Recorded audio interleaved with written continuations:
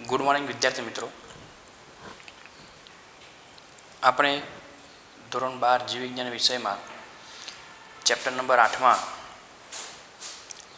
અગાઉના લેક્ચરમાં આપણે પ્રતિકારકતા એટલે શું અને તેના પ્રકારો વિશે ચર્ચા કરી હતી અને જેની અંદર આપણે કોષીય પ્રતિકારકતા વિશેની આપણે ડિટેલમાં માહિતી મેળવી હતી। આજે આપણે તરલ પ્રતિકારકતા પ્રતિચાર, तरल प्रतिकारकता प्रतिचार अथवा तो एंटीबॉडीय प्रतिकारकता अथवा तो कोषरसीय प्रतिकारकता विषे आपणे चर्चा करवानी छे। अगाउना लेक्चर में आपणे सीखी गया कि आपणा शरीर में उपार्जित प्रतिकारकता माटे बे प्रकारना कोषो जवाबदार होय, जेमांथी एक बी कोषो अने बीजा छे टी कोषो। बी कोष और टी कोष में आपणे टी कोष की बात पूरी करी थी, जेने आपणे कोषीय प्रतिकारकता अथवा कोषीय मध्यस्थी प्रतिकारकता सेल मेडिएटेड इम्यूनिटी अने ए ज्यारे एंटीजनना संपर्क में आवे त्यारे केटला प्रकारना कोषो उत्पन्न करे ने कया कया प्रकारे पोते ए कोई बी एंटीजननो नाश करवानो प्रयत्न करे छे अने आपणा शरीरनुं रक्षण करे छे, एनी आपणे चर्चा ए पूरी करी छे। आजे सौथी महत्वनो पॉइंट छे जे तमारे खास ध्यान में लेवानो छे, एंटीबॉडीय प्रतिकारकता। अपना शरीर में पण विविध प्रकारना बी कोषो आवेला होय मित्रों। विविध प्रकारना एटला माटे कारण के ध्यान राखजो, आपणे आजे जोवाना छीए तो आपणे अगु थोड़ी चर्चा करी छे, थोड़ुं एक रिविजन में लई लो कि आपणे अगु जोई गया कि भाई श्वेतकण जे होय ए श्वेतकण में लसिका कण जे छे, लसिका कण जे आपणे जोई गया अगु आ लसिका कण कि जे पोते बोन मेरो जे छे ए बोन मेरो में उत्पन्न थाय अने बोन मेरो में ज परिपक्व थाय एवा लसिका कणने आपणे बोन मेरो में ज परिपक्व थाय तेवाने आपणे बी कोष तरीके आपणे ओळखीशुं। आ जे बी कोष जे होय ए बी कोष दाखला तरीके समजी लो कि ए आ बी कोष छे, आ बी कोष एनी अंदरनु आ कोष केंद्र है, समझी लो। आ बी कोष जे छे ए बी कोषो शुं करता होय तो बी कोषो मित्रों ए पोते ए तमे चेप्टर नंबर 6 सीखी गया छो तो कोष केंद्र में रहेलुं जनिन द्रव्य चोक्कस प्रकारे एमआरएनएनुं निर्माण करशे, ए एमआरएनए कोष केंद्रनी बहार आवशे अने पोते कोष रसमां ए एंटीबॉडीनुं निर्माण करशे। आ एंटीबॉडी एक नो बहार तरफ पोते शुं करावशे, स्त्राव करावशे, एटले पोते आ जे छे ते एक कोष रसमां विशिष्ट प्रकारनुं एक प्रोटीन बनावे छे। ए जे विशिष्ट प्रकारनुं प्रोटीन जे छे मित्रों ए प्रोटीन जे कोष रसमां निर्माण पाम्युं अने कोष रसमांथी बहार तरफ एनो स्त्राव थाय अने त्यारबाद ए एंटीजननो नाश करे माटे कोष रसमां ए प्रोटीन निर्माण पामतुं होवाथी एने आपणे कोषरसीय प्रतिकारकता तरीके आपणे ओळखीए छीए। बीजुं आ एंटीबॉडी उत्पन्न करीने नाश करे माटे आपणे एंटीबॉडीय प्रतिकारकता तरीके आपणे ओळखीए छीए। तरल एटले कोषरस केवो होय, अर्ध तरल होय, ए कोषरसमां प्रोटीन निर्माण पामे माटे एने आपणे तरल प्रतिकारकता कहेवो तो पण आपणे कही शकीए। अहींया आपणा शरीरमां आवा विविध प्रकारना बी कोषो आवेला हशे। केवा प्रकारना? विविध प्रकारना आपणा शरीरमां बी कोष आवेला छे। तो तमने एम थशे विविध प्रकारना केम? तो एना माटे जवाबदार रीजन क्यु? तो मित्रों आपणा शरीर में जेटला प्रकारना रोगकारको एटला प्रकारना बी कोषो, जेटला प्रकारना बेक्टेरिया, जेटला प्रकारना वायरस, जेटला प्रकारनी फूग, जेटला प्रकारना प्रजीव एटले टूंकमां आपणा शरीर में जेटला प्रकारना पण ए रोगकारक एटले के एंटीजन प्रवेशे एटला प्रकारना बी कोषो बनशे। एटले आपणे कही शकीए कि आपणा शरीर में विविध प्रकारना बी कोषो जे छे ए विविध प्रकारना बी कोषोनुं निर्माण थाय अने आ बी कोषो ए कोई ने कोई एंटीजनना संपर्क में आवशे, एंटीजनना संपर्क में आवे एटले बी कोष ए एंटीजन जे छे दाखला तरीके समजी लो कि फॉर एक्जाम्पल तरीके आ कोई एंटीजन छे, समजी लो कोई भी एंटीजन जो होय मित्रों एंटीजन पर चोक्कस निर्णायक प्रदेशों आवेला होय एने ओळखवा माटे जवाबदार केटलाक विशिष्ट प्रकारना प्रदेशों आवेला होय। तो आ बी कोष द्वारा उत्पन्न थती एंटीबॉडी जे छे ए एंटीबॉडी बी कोष द्वारा उत्पन्न थती एंटीबॉडी जे छे ए एंटीबॉडी शुं करशे तो आवा एंटीबॉडी दाखला तरीके वाय शेप आकारना होय કેવા આકારના છે એન્ટીબોડી જે છે એન્ટીબોડી કેવા આકારના છે વાય શેપ આકારના એ તમને એન્ટીબોડી જોવા મળશે આ એન્ટીબોડી જે છે એન્ટીબોડી એ આ એન્ટીજનના નિર્ણાયક પ્રદેશ સાથે જોડાશે અને જોડાઈને પછી એ નક્કી કરશે કે આ કયા પ્રકારનું એન્ટીજન છે એને ઓળખવાનો પણ પોતે પ્રયત્ન કરતા હોય છે આની આપણે આખી પ્રોસેસ એ સરળતાથી આપણે સમજવાનો પ્રયત્ન કરવો છે કે જ્યારે આપણા શરીરમાં કોઈ બી એન્ટીજન પ્રવેશે ત્યારે બી કોષ જે છે મિત્રો એ બી કોષ એ એન્ટીજનના સંપર્કમાં આવશે એન્ટીજનના સંપર્કમાં આવ્યા બાદ દાખલા તરીકે સમજી લો કે આ એક બી કોષ છે સમજી લો બી કોષ જે છે એ બી કોષ એ કોના સંપર્કમાં આવે મિત્રો તો એન્ટીજનના નિર્ણાયક પ્રદેશના સંપર્કમાં આવી ગયો સમજી લો કે એ આ એન્ટીજન છે આ એન્ટીજનનો નિર્ણાયક પ્રદેશ છે તો અહીંયાથી એ આ ફોર એક્ઝામ્પલ તરીકે આ એન્ટીબોડી જે છે એ એન્ટીબોડીના આ એન્ટીજન આને આપણે કહીશું એન્ટીજન આ એન્ટીજન નિર્ણાયક વિસ્તાર આ જે ઉત્પન્ન કરે છે શું કરે છે તો એ મિત્રો છે એન્ટીબોડી આ શું ઉત્પન્ન થાય છે એન્ટીબોડી આ જે છે કયો કોષ છે જેને આપણે કહીશું બી કોષ દ્વારા એન્ટીબોડી ઉત્પન્ન થાય અને એ જે તે એન્ટીજન જે છે એ એન્ટીજનની સાથે જોડાઈ અને પોતે એને ઓળખવાનો શું કરશે પ્રયત્ન કરશે જો એને ઓળખી લે તરત જ આ જે કોષ જે છે એ કોષ વિભાજન પામવાની શરૂઆત ચાલુ થઈ જશે મિત્રો જે બી કોષ જેને ઓળખી લે છે એ કોષ તરત જ વિભાજન પામીને ખબર પડી જશે કે મારે આ પ્રકારનો એન્ટીબોડી ઉત્પન્ન કરવો છે તરત જ એ જે બી કોષ છે એ બી કોષ એ વિભાજન પામવાની શરૂઆત કરી દેશે સમજી લો કે આની વિભાજનની ક્રિયાની શરૂઆત થઈ ગઈ અને પોતે બહારની બાજુએ હું આ રીતે ડાયરેક્ટ બતાવું છું બહારની બાજુ એને એન્ટીબોડીના નિર્માણની શરૂઆત કરી દીધી હજી આ કોષ જે છે એ કોષ હજી વારંવાર વિભાજન પામશે હજી આ કોષ આ ફરતી બાજુ વિભાજન પામશે આ કોષ પણ વિભાજન પામશે એમ અનેક કોષો બનતા જશે અનેક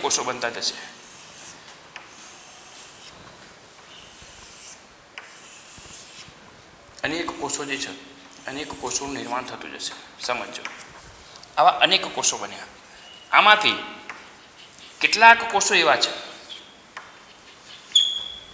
આ જેટલા પણ કોષો બન્યા એ કોષોમાંથી કેટલાક કોષો એવા છે જે પ્લાઝમા કોષો વિકાસ પામશે પ્લાઝમા કોષો એટલે કે દાખલા તરીકે સમજી લો કે ફોર એક્ઝામ્પલ તરીકે આપણે આ કોષો જે છે આટલા કોષો એ કોષોને આપણે પ્લાઝમા કોષ તરીકે ઓળખીએ પ્લાઝમા કોષો જે વિશિષ્ટ પ્રકારના કોષરસ સ્તર અને કોષરસ ધરાવતા કોષો જે છે કે જે પોતે એન્ટીબોડીનું નિર્માણ કરશે એટલે આ બધા જે છે શાનું નિર્માણ કરશે તો એ પોતે એન્ટીબોડીનું શું કરશે તો નિર્માણ કરશે આ પ્લાઝમા કોષો જે છે બધા શું કરશે એન્ટીબોડીનું નિર્માણ કરશે સમજો બધા જે છે એ આ વાય શેપ આકારના એન્ટીબોડીનું નિર્માણ કરવા લાગશે જેને આપણે પ્લાઝમા કોષો તરીકે ઓળખીશું બી કોષોમાં પાછા બે પ્રકારના કોષો હોય એક પ્લાઝમા કોષ હોય અને બીજા હોય સ્મૃતિ કોષ હોય પ્લાઝમા કોષોનું કાર્ય શું તો સતત ને સતત એક વખત જે ઓળખાઈ ગયા પછી સતત ને સતત કોષ વિભાજન પામે અને કોષ વિભાજન પામીને પોતે એન્ટીબોડીનું નિર્માણ કરશે આ જે એન્ટીબોડી જે છે આપણે આ એન્ટીબોડી બતાવ્યો આપણે આ એક એન્ટીબોડી બતાવ્યો આ એક એન્ટીબોડી બતાવ્યો આ જેટલા પણ એન્ટીબોડી જે છે એ એન્ટીબોડી આ જેટલા પણ એન્ટીબોડી જે મિત્રો ઉત્પન્ન થાય છે એન્ટીબોડી એક વિશિષ્ટ પ્રકારનું ગ્લાયકોપ્રોટીન છે કયું પ્રોટીન છે ગ્લાયકોપ્રોટીન જેને ઇમ્યુનોગ્લોબ્યુલિન તરીકે પણ આપણે એને ઓળખીશું ઇમ્યુનોગ્લોબ્યુલિન જેને ટૂંકમાં આપણે આઈજી તરીકે આપણે ઓળખીશું ઇમ્યુનોગ્લોબ્યુલિન એટલે કે આપણે એને આઈજી તરીકે ઓળખીશું તો આ પ્લાઝમા સેલ હતા એ પ્લાઝમા સેલમાંથી એન્ટીબોડી બનવા લાગ્યા એ એન્ટીબોડી કોષરસ સ્તરની સપાટી ઉપર આવશે અને કોષરસ સ્તરની સપાટી ઉપરથી એ બહાર તરફ એ પોતે શું કરશે એન્ટીબોડી સ્ત્રવિત થઈ અને જે તે એન્ટીજન નિર્ણાયક હોય એ એન્ટીજન નિર્ણાયકની સાથે જોડાશે કોઈ બી એન્ટીજનની સાથે જોડાશે અને એને ઓળખીને એનો નાશ કરવાનો પ્રયત્ન કરશે જ્યારે આ કોષ જે છે જે પ્લાઝમા કોષ સિવાયનો કોષ જેને આપણે સ્મૃતિ કોષ તરીકે ઓળખીશું મેમરી સેલ તરીકે ઓળખીશું આ મેમરી સેલ એ એન્ટીબોડી ઉત્પન્ન કરશે નહીં એ ફક્ત એ જે રોગકારક જે છે વાયરસ હોય કે બેક્ટેરિયા હોય કે ફૂગ હોય એને ફક્ત એને ઓળખવાનો શું કરશે તો પ્રયત્ન કરશે.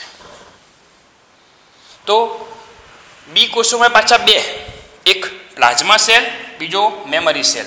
પ્લાઝ્મા સેલનું કાર્ય એન્ટીબોડીનું નિર્માણ કરી અને એ જે તે એન્ટીજન નિર્ણાયક સાથે જોડાઈ અને એન્ટીજનનો નાશ કરશે. સ્મૃતિકોષનું કાર્ય ફક્ત એની સ્મૃતિ રાખી લેવાની, એટલે આ પ્રથમ પ્રતિચાર વખતે સ્મૃતિકોષ બની જાય. સ્મૃતિકોષ હંમેશા પ્રથમ પ્રતિચાર વખતે જ બને. જ્યારે બીજો પ્રતિચાર હોય ત્યારે સ્મૃતિકોષ ના બને. પહેલી વખતે પ્રતિચાર, બીજી વખતે તો ફક્ત શું બનશે, આ સ્મૃતિકોષ આધારિત પ્લાઝ્મા સેલ બની જશે. જેના કારણે એ ઝડપથી આપણે બીજો પ્રતિચાર આપી શકીએ. એટલા માટે બીજો પ્રતિચાર થોડો વધુ તીવ્ર હોય અને એ રોગ જે છે એ રોગ એ આપણી ઉપર હાવી થઈ શકતો નથી. દરેક સંવેદિત બી કોષો કે જે એન્ટીજન નિર્ણાયક પ્રદેશ સાથે જોડાયેલા હોય, એન્ટીજન ઉપર પણ એન્ટીજન નિર્ણાયક પ્રદેશ આવેલા હોય મિત્રો. નિર્ણાયક પ્રદેશ એટલે એનો નિર્ણય કરવો કે આ કયા પ્રકારનો એન્ટીજન છે, એના વિસ્તારો જે છે એ વિસ્તારો સાથે જોડાય એટલે એ સંવેદનશીલ બી કોષ બની ગયો. અને આ સંવેદનશીલ બી કોષ એ ઝડપથી એ પ્લાઝ્મા સેલ અને સ્મૃતિકોષમાં વિભાજિત થવાનું પોતે શું કરશે, પ્રયત્ન કરશે. આમ ચોક્કસ પ્રકારના એન્ટીજન સામે ચોક્કસ પ્રકારના એન્ટીબોડી બને. દાખલા તરીકે ટાઇફોઇડ આપણને રોગ થયો હોય તો સાલ્મોનેલા ટાઇફી માટે જે એન્ટીબોડી બન્યા હોય એ એન્ટીબોડી અન્ય કોઈ રોગકારકનો નાશ કરે નહીં. એ ફિક્સ થઈ ગયા, ચોક્કસ થઈ ગયા. માટે આપણે ઉપાર્જિત પ્રતિકારકતાને ચોક્કસ પ્રતિકારકતા તરીકે પણ આપણે એને ઓળખીએ છીએ. એન્ટીબોડી શું છે મિત્રો, એમસીક્યુ પૂછાય તો બરાબર ધ્યાનમાં રાખજો. આ એક એમસીક્યુ કે એન્ટીબોડી એક પ્રકારનું પ્રોટીન છે, પણ પ્રોટીન એટલે કયું પ્રોટીન, ગ્લાયકોપ્રોટીન છે, જેને આપણે સ્થાન તરીકે ઓળખીશું ઇમ્યુનોગ્લોબ્યુલિન, આઈજી એટલે કે ઇમ્યુનોગ્લોબ્યુલિન તરીકે આપણે એને ઓળખીશું. આ ઇમ્યુનોગ્લોબ્યુલિન જે છે એ ઇમ્યુનોગ્લોબ્યુલિન એક પ્રકારનું પ્રોટીન છે. આવા અસંખ્ય પ્રોટીન બનશે અને એ અસંખ્ય પ્રોટીન એ એન્ટીજન જે હોય એ એન્ટીજન્સનો નાશ કરશે. એટલે એન્ટીજન સામે લડાઈ કરે. એટલે કે આપણો બી કોષ જે છે, બી કોષ એક લડાયક સૈન્ય નું નિર્માણ કરશે. સૈન્ય એટલા માટે કારણ કે અસંખ્ય બી કોષો એ મોટા જથ્થામાં એન્ટીબોડીનું નિર્માણ કરે છે.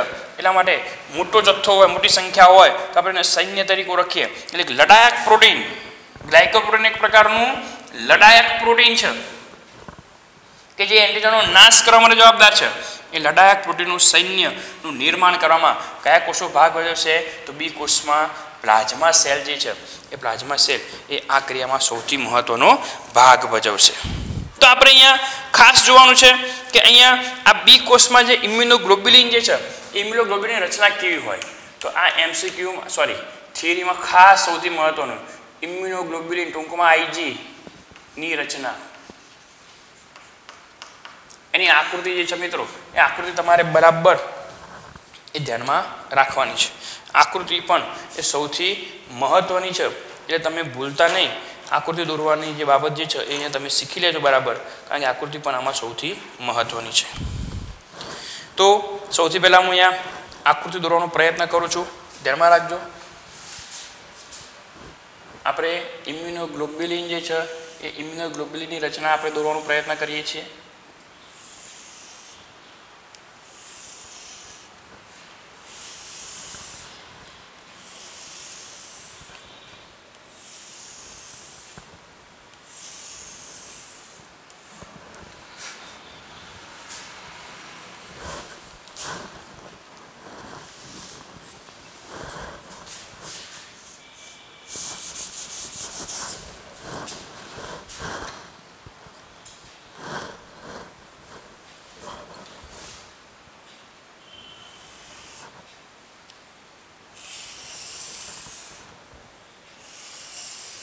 આ રીતે તમારે વાય શેપ આકારની રચના દોરવાની રહેશે મિત્રો.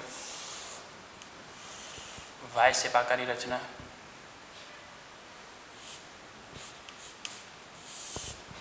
ચલો ત્યારબાદ આપણે અહીંયા આગળનો ભાગ જે છે થોડોક જુદો બતાવીએ છીએ.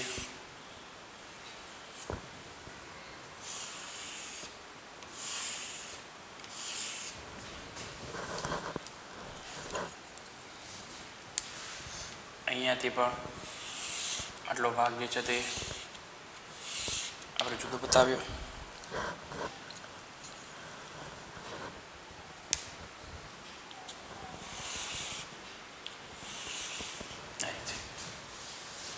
અહીંયાથી પણ આપણે આ ભાગને જુદો બતાવીએ.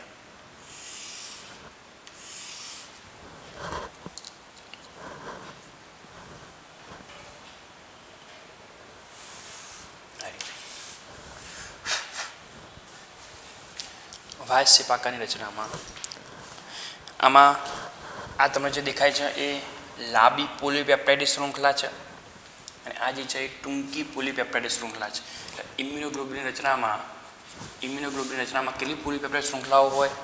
4 પોલીપેપ્ટાઇડ શૃંખલાઓ આવેલી હોય, જેમાં દરેક પોલીપેપ્ટાઇડ જે શૃંખલાઓ જે છે એ પોલીપેપ્ટાઇડ શૃંખલાઓમાં ડાયસલ્ફાઇડ બોન્ડ આવેલો હોય, જે તમે અગાઉ 9મા ચેપ્ટરમાં ધોરણ 11માં તમે શીખેલા છો. કયો બોન્ડ છે? Disulphide bond.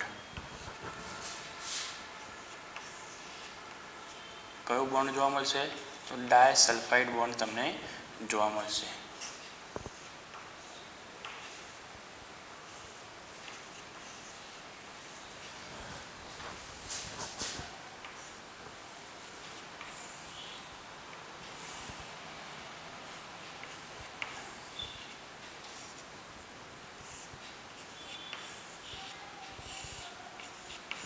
આ ડાયસલ્ફાઇડ બોન્ડ છે. એસ છે એટલે સલ્ફાઇડ.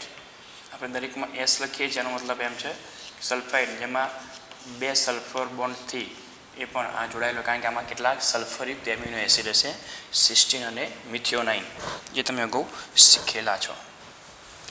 આમાં અંદર તરફ પણ આ રીતે ડાયસલ્ફાઇડ બોન્ડ આવેલો છે. આની અંદર પણ એ જ રીતે ડાયસલ્ફાઇડ બોન્ડ એની અંદર તરફ પણ આવેલો છે. આનો જે આ ભાગ જે છે લાંબો ભાગ, ત્યાં આગળ પણ એ ડાયસલ્ફાઇડ બોન્ડ એ આવેલા હશે. અહીંયા પણ ડાયસલ્ફાઇડ બોન્ડ એ આવેલા છે મિત્રો. આ રીતે તમે અહીંયા જે રીતે બુકમાં આકૃતિમાં ડાયસલ્ફાઇડ બોન્ડ બતાવેલા છે એ જ રીતે આપણે અહીંયા ડાયસલ્ફાઇડ બોન્ડ જે છે બતાવવાનો આપણે પ્રયત્ન કરીશું. આ જે છે એ આ ડાયસલ્ફાઇડ બોન્ડ. અહીંયા મિત્રો આ જે ભાગ જે છે અહીંયા તમને એક વિશેષ પ્રકારની ખાંચો જેવી રચના જોવા મળશે, જે બુકમાં બતાવેલી છે અને હું અહીંયા દોરવાનો પ્રયત્ન કરી રહ્યો છું. આ વિશેષ પ્રકારની ખાંચ એ શું છે? ખાંચ એ આ જે વિસ્તાર જે છે, ખાંચ ધરાવતો વિસ્તાર તમે અહીંયા જોઈ શકો છો. અહીંયા પણ આ ખાંચ ધરાવતો વિસ્તાર છે. એ જ રીતે આ સામેની જે નાની પોલીપેપ્ટાઇડ શૃંખલા છે એમાં પણ આ ખાંચ ધરાવતો વિસ્તાર છે. અહીંયા પણ ખાંચ ધરાવતો વિસ્તાર છે. અને અહીંયા ટૂંકમાં આ વિશેષ પ્રકારનો પરિવર્તનશીલ પ્રદેશ છે. આ વિસ્તાર જે છે પરિવર્તનશીલ પ્રદેશ, જ્યાં આગળ એન્ટીબોડી જોડાશે, એન્ટીજન જોડાશે. તો હું અહીંયા એક એન્ટીજન જે છે, એક એન્ટીજનની હું રચના બતાવું છું. આ સમજો કે આ એન્ટીજન છે.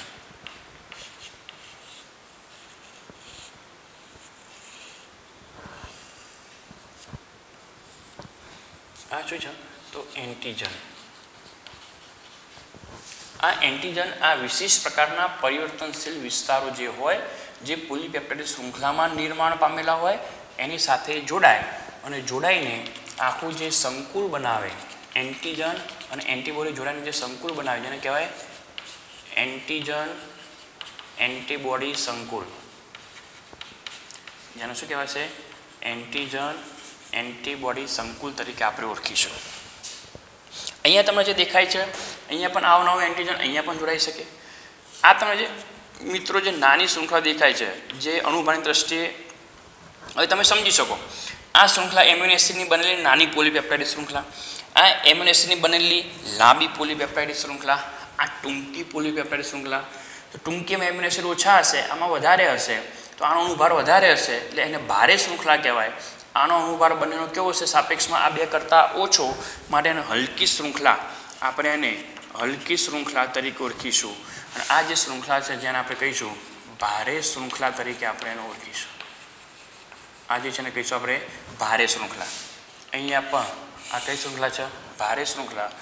આ જે શૃંખલા જેને આપણે કહીશું હલકી શૃંખલા તરીકે આપણે એને ઓળખીશું. આની અંદર તરફ રહેલો આ જે રચના જેને કહીશું આપણે ડાયસલ્ફાઇડ બોન્ડ, ડાયસલ્ફાઇડ બંધ અથવા ડાયસલ્ફાઇડ બોન્ડ તરીકે આપણે એને ઓળખીશું. તો હલકી શૃંખલા, હલકી શૃંખલા કેટલી છે? આ ઇમ્યુનોગ્લોબ્યુલિનની રચના છે. આ કઈ રચના છે? તેમાં રાખજો, આ કઈ રચના છે? ઇમ્યુનોગ્લોબ્યુલિનની રચના. ઇમ્યુનોગ્લોબ્યુલિનની રચનામાં હલકી શૃંખલા કેટલી? 2.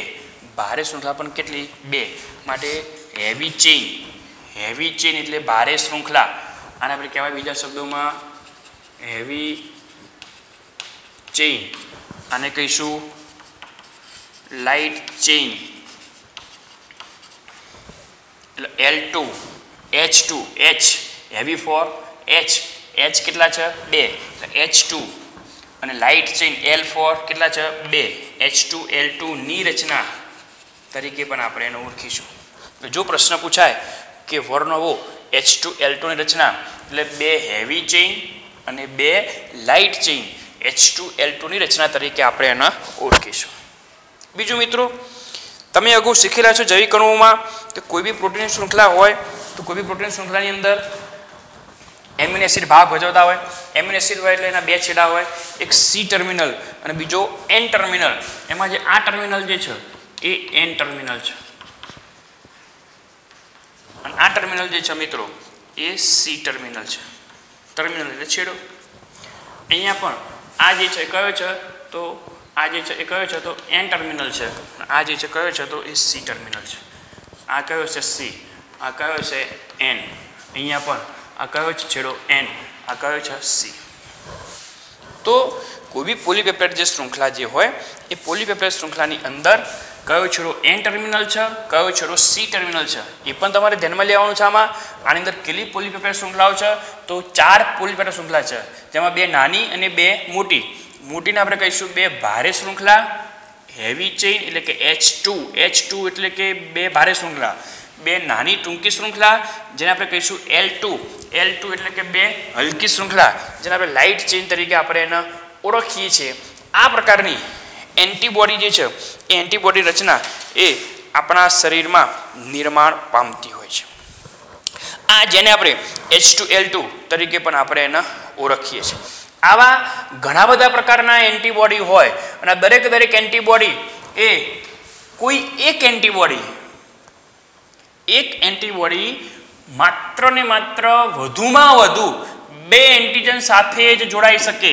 કારણ કે એન્ટીજન જોડાણ સ્થાન કોઈ એક એન્ટીબોડીમાં કેટલા એન્ટીજન જોડાણ સ્થાન છે? 2 એન્ટીજન જોડાણ સ્થાન હોય તો ફક્ત ને ફક્ત એ કેટલા એન્ટીજન સાથે જોડાઈ શકશે? 2. એટલે કોઈ એક એન્ટીબોડી સાથે કેટલા એન્ટીજન જોડાઈ શકે? 2. ધ્યાનમાં રાખજો. કોઈ એક એન્ટીબોડી સાથે કેટલા એન્ટીજન જોડાઈ શકે? 2. અથવા એક એન્ટીબોડી કેટલા સ્થાનેથી એન્ટીજન સાથે જોડાઈ શકે? તો 2 સ્થાનેથી પોતે એન્ટીજન સાથે જોડાઈ શકશે. અહીંયા જુદા જુદા પ્રકારના એન્ટીબોડી જે છે, જુદા જુદા પ્રકારના એન્ટીબોડીમાં આપણે કેવું તો કહી શકીએ immunoglobulin A, immunoglobulin E, immunoglobulin M, immunoglobulin A, immunoglobulin E, immunoglobulin M, immunoglobulin D અને ઇમ્યુનોગ્લોબ્યુલિન G. આવા જુદા જુદા પ્રકારના એન્ટીબોડી એ બનતા હોય છે, જેની અંદર થોડો ઘણો એનો રચનાકીય બાબત જે છે, આકારકીય બાબત જે છે એની અંદર થોડો ઘણો ડિફરન્સ જોવા મળતો હોય છે. આ દરેક જે કોષો જે છે એ દરેક કોષોનું કાર્ય પણ કેવું હોય છે તો મિત્રો એ જુદું જુદું હોય છે. દરેક કોષો દ્વારા ઉત્પન્ન થતા એન્ટીબોડીનું કાર્ય પણ કેવું હોય છે તો મિત્રો જુદું જુદું હોય છે. આ બધા જે એન્ટીબોડી જે છે એ બધા એન્ટીબોડીના કાર્યો જુદા જુદા છે, પરંતુ એ બાબતે જે છે એ બાબત એટલી બધી ડિટેલમાં હાલ આપણે જવાની જરૂર નથી.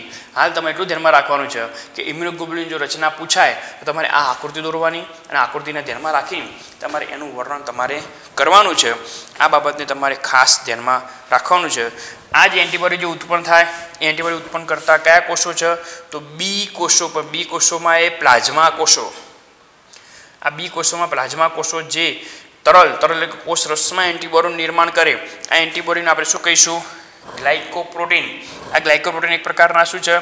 ઇમ્યુનોગ્લોબ્યુલિન છે. એટલે આ ગ્લાયકોપ્રોટીન અથવા ઇમ્યુનોગ્લોબ્યુલિન એ પ્લાઝ્મા સેલમાંથી ઉત્પન્ન થાય અને જુદા જુદા પ્રકારના જેટલા પણ એન્ટીજન હોય એ જુદા જુદા પ્રકારના એન્ટીબોડી ઉત્પન્ન થશે. માટે આપણે કહી શકીએ કે બી કોષોના પ્રકાર પણ જુદા, બી કોષો દ્વારા ઉત્પન્ન થતા સ્મૃતિ કોષોના પ્રકાર પણ જુદા, બી કોષો દ્વારા ઉત્પન્ન થતા એન્ટીબોડી પણ જુદા.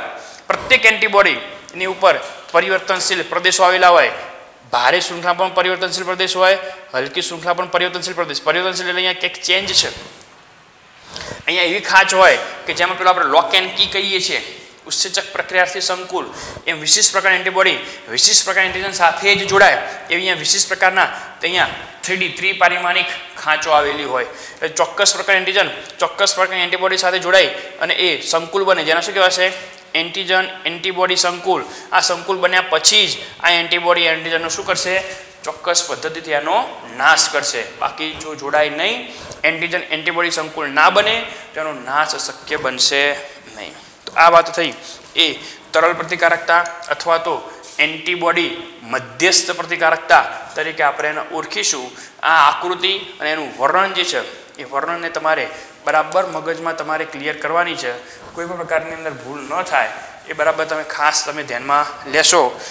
અને આ બાબત જે છે એ બાબત વેરી મોસ્ટ એમપી એટલે તમે ખૂબ સારી રીતે તમે તૈયાર કરી દેશો. તો આપણું લેક્ચર જે છે એ લેક્ચર અહીંયા પૂરું કરીએ છીએ.